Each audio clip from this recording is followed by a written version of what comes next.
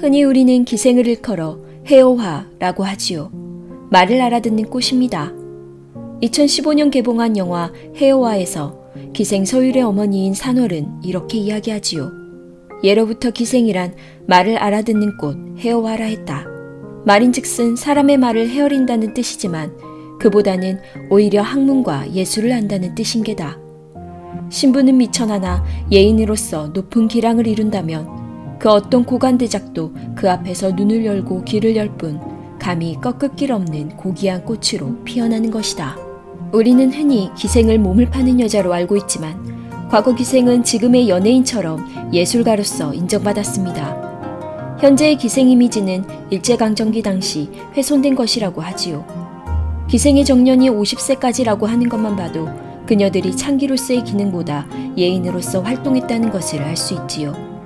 기생들도 급이 있었는데 1패는 엄연한 예술인으로 몸을 팔지 않고 임금 앞에서 공연을 했고 2패는 관아나 재상집에만 출입하는 기생, 3패는 몸을 파는 창기들이었지요. 그중 오늘의 주인공은 설리의 전생으로 인터넷을 뜨겁게 달구었던 사진의 주인이자 조선의 마지막 1패 기생이며 우리나라 첫 레코드판을 녹음한 여인입니다.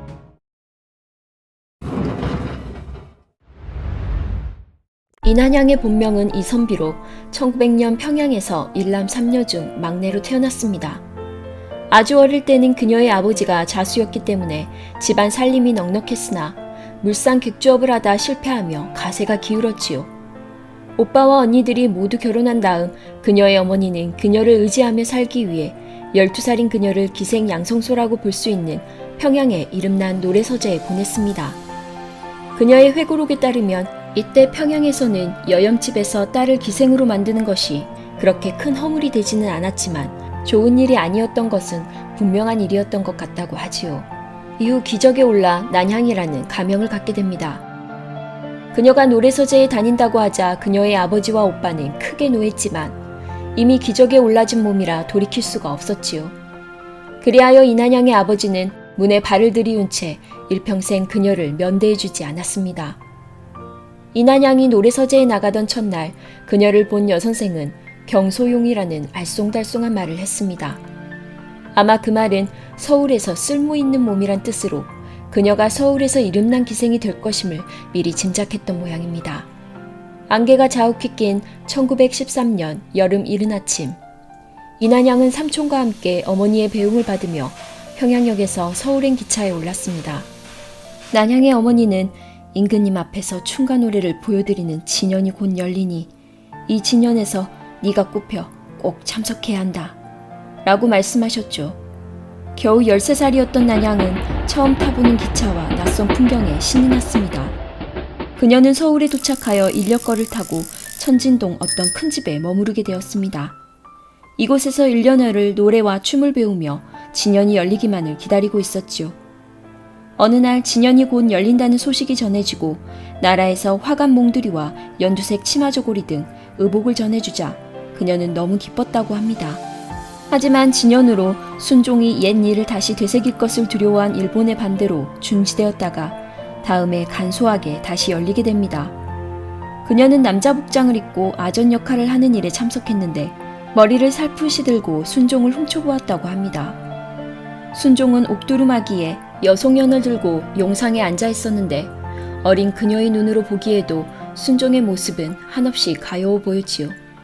그렇게 그녀는 임금 앞에서 공연을 한 조선의 마지막 1패 기생이 되었습니다.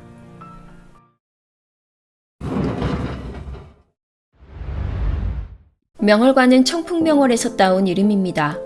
명사와 한량들에게 편안한 장소와 푸짐한 음식을 대접한 요리집으로 1909년 궁중에서 연애를 담당했던 관리인 안순환이 궁중에서 나와 만들었지요. 안순환은 궁중 요리를 일반인에게 공개하면서 인기를 끌기 시작했습니다.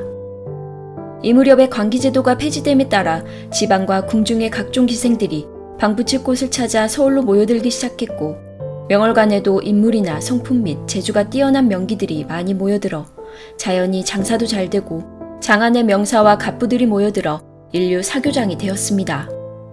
이난향 또한 명월관으로 스카웃되었지요. 이때 이난향을 매주 보러 오는 손님들이 있었는데 무정을 저술한 소설가 이광수, 시인 최남선, 임꺽정을 저술한 소설가 홍명희가 지명 손님이었습니다. 이난양의 회상에 따르면 이광수는 올 때마다 취해 있어서 얼굴이 붉었고 최남선은 덩치가 큰데 수줍음이 많고 내성적이었는데 새소리 나는 목소리가 특이했다고 하지요. 특히 그녀는 명월관 초기 손님 중에서 잊혀지지 않는 분은 의친왕 이강공이라고 합니다. 의친왕이 명월관에 나타나면 종로경찰서 고동계 주임 미화경부가 사복 차림으로 그림자처럼 따라다니며 옆방서 감시를 했지요. 의친왕께서는 겉으로는 주색을 가까이 하는 것 같았지만 항상 친일파와 외놈들에 대한 적개심에 불타 있었고 일본인들도 이 점을 특히 경계했던 모양입니다.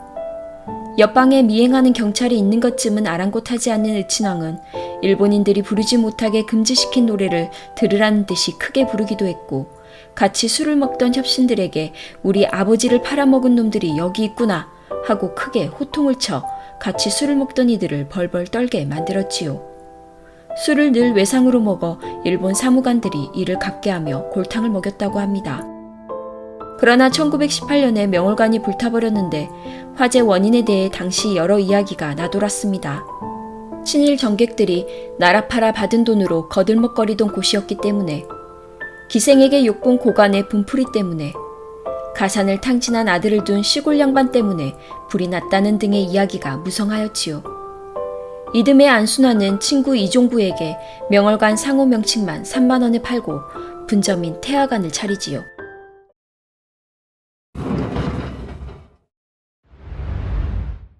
1909년 광기제도가 폐지되고 기생들이 서울로 몰려들어 요리집들은 야전 성취를 이루며 장사가 잘 되는 것까지는 좋았으나 골치 아픈 일들이 생겼지요. 찾아온 손님이 부르고 싶은 기생의 이름을 대면 일일이 연락을 해서 불러와야 했고, 한 기생을 놓고 신분의 고하가 있는 몇 사람이 서로 불러오라고 으르렁대는 경우가 생기는가 하면, 불려온 기생이 실수를 범하거나 손님이 너무 무례하여 시비가 벌어지는 날에는 요리집 주인이 일단 책임을 져야 했으니 무척 번거롭고 신경 쓰이는 일이었습니다. 이와 같은 불편을 덜기 위해 생각해낸 것이 기생조합이었는데, 기생들을 한 군데 묶어 조합을 만들어 놓으면 연락하기 쉽고 조합에서 모든 경우에 일어나는 시비에 대한 책임을 진다면 요리집으로서는 더없이 좋은 것이었기 때문입니다.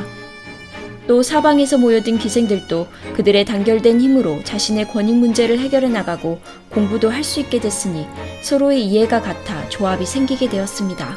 조합은 1914년부터 일본식 이름을 따서 권번으로 이름이 바뀌었습니다.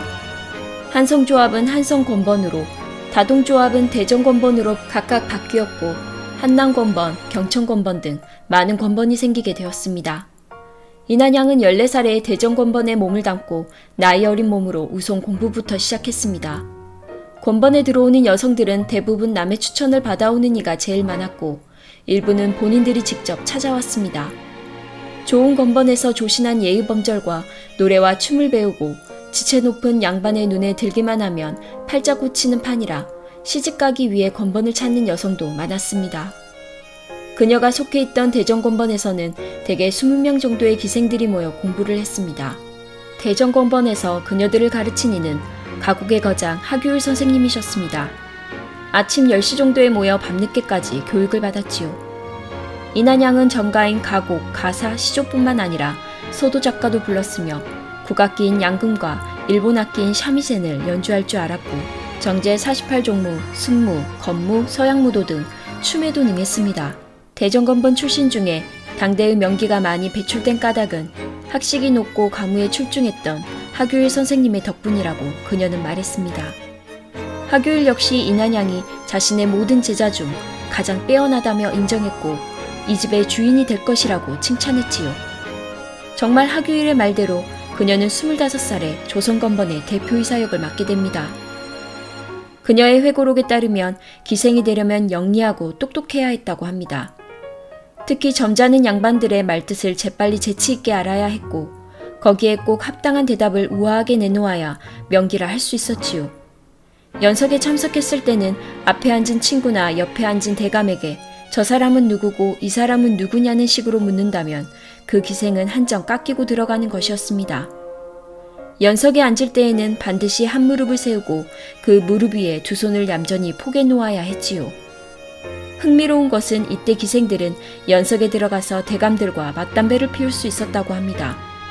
사실 우리나라는 술의 경우 나이에 상관없이 맞술은 가능했지만 맞담배만큼은 허용되지 않았는데 이것이 기생들의 경우에는 가능했던 것입니다.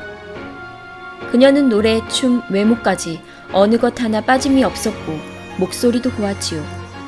그녀의 장기는 잔노래와 가사였는데 그녀가 부르는 가사는 전달이 분명하고 명쾌하기로 정평이 나 있었다고 합니다. 게다가 보통 조선 여자의 평균 키가 150cm였지만 이난양은 165cm로 상당히 컸지요.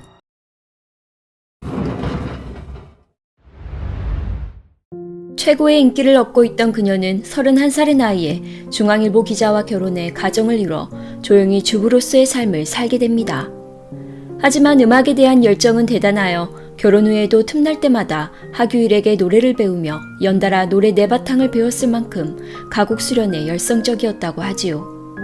그 열성으로 가곡으로는 첫 레코드판을 녹음한 주인공이 됩니다. 이 레코드판은 현재 국악음반박물관에 소장 중인데 주목할 만한 부분은 현재 가곡 전수관 관장을 맡고 있는 인간문화재 조순자 명인 역시 그녀에게 가르침을 사사받은 제자라고 합니다. 그녀는 한평생을 기생으로 마친다는 것은 을씨년스러운 일이라고 말했지요. 어찌 보면 신문물을 가장 먼저 받아들인 여성들이었지만 대부분의 기생들이 기다리는 것은 좋은 상대를 만나 행복하고 유복한 가운데 인생을 마감하는 것이라고 합니다. 여자로 태어나서 어느 누군들 이와 같은 소망을 갖고 있지 않은 사람이 없겠지만 살얼음을 딛는 듯한 나날을 보내는 기생들이고 보면 한층 더 간절했다고 하지요. 일반인이 보기에 기생의 생활은 화려하기만 했겠지만 누구보다도 평범한 삶을 그녀들은 원했는지도 모릅니다. 오늘의 이야기가 재밌으셨다면 구독, 좋아요, 알람 부탁드립니다. 그럼 오늘보다 내일 더 활짝 필 하루를 기다리며 지금까지 블루밍 꼰이었습니다.